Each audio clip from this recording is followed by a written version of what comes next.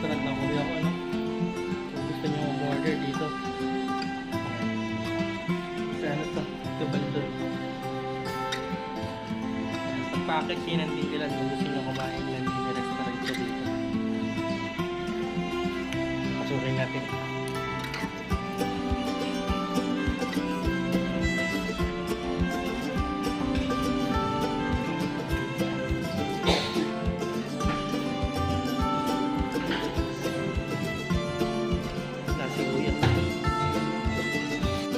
Okay lang kaya, narinig ko eh. Nakatulog ka eh.